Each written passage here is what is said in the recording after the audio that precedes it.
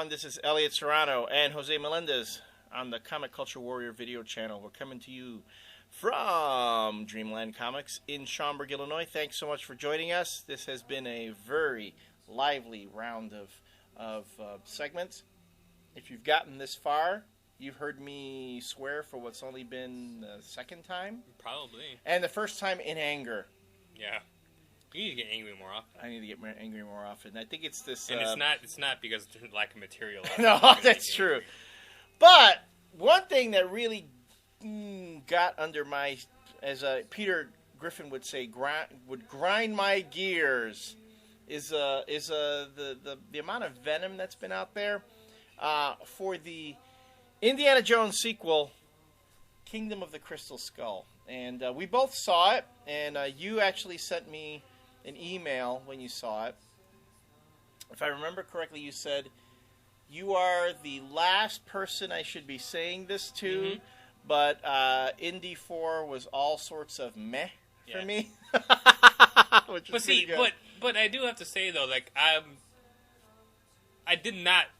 enjoyed the movie for what it was. I have not spewed venom about it. I'm not. Like, I mean, there's been a lot of bullshit out there about people like really hating this movie, and I don't get that. Yeah.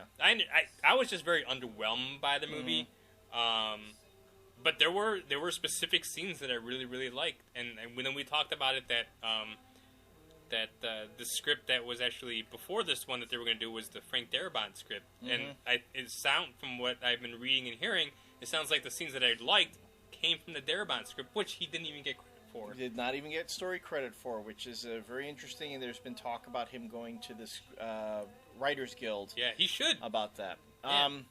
But with Crystal Skull, I'm not saying it was a perfect movie. I'm not saying it was a flawless movie, and I think Crystal Skull also suffers from the same things that Secret Invasion and Final Crisis have been suffering from. Too much hype. Could it live up to the hype? If it was just a movie on its own, like let's say if this were the next Tomb Raider, people probably would have been saying it was a kick-ass Tomb Raider movie. Right, but we should talk about, though, like, who was really hyping the shit out of the movie.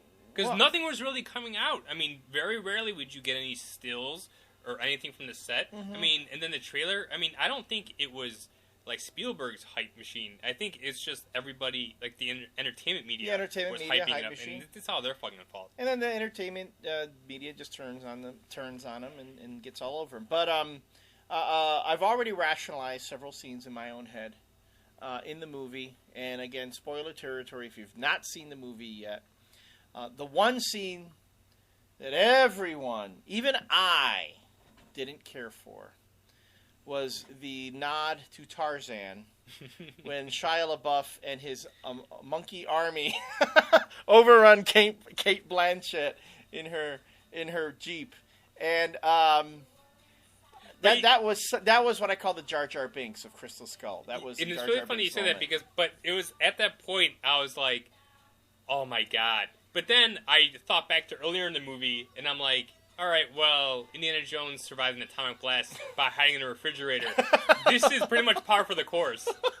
Because I couldn't even hate it at that point. I was like, all right, it is. True, but then think of all the other things that have happened in previous Indiana Jones movies that were just as outrageous. But I understand that. I understand that. But, I mean, the atomic blast was just like a half hour ago, so that was like fresh in my mind already. So I mean, yeah, and we can talk about the minecart jumping, the minecart jumping, Temple of Doom. Yeah, but this was so and again, all the good parts of the movie I am now attributing to Frank Darabont, and all the bad parts of the movie.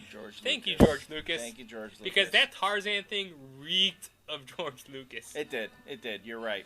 I gotta say though, the jungle chase itself was cool. Was probably one of the better chases. I say outstripped even the chases from Last Crusade. Although it didn't have the same stakes involved like in Last Crusade, where Indy's got to get his father out of that tank. In this one, it was just basically the two sides switching the crystal skull back and forth. Who's going to have it last? Like a hot potato. Correct. So, to me, the movie was it was an Indiana Jones movie. Had this movie had the same set pieces and was, say, a Pirates of the Caribbean movie, people would have loved it. no one would have been saying anything about it. Probably. Had they switched out Indiana Jones for Lara Croft, also, people wouldn't have had an issue with it. But because it's Indiana Jones, it had to be more realistic. And I got to say, folks, where are you getting realistic from? None of them were realistic. Even Raiders of the Lost Ark, for all its grit. What are you talking about? Faces melt up all the time in real life. Oh, no, wait, I'm sorry. Indiana Jones, how did he swim all the way out to that submarine? And then what, he tied himself to the periscope on the submarine and the thing never went underwater to drown him? And, yeah, I know. So, again, folks, you know, you're putting, as they say, as they said in 40-Year-Old Virgin, you're putting the Poo-Tang on a pedestal. Yeah.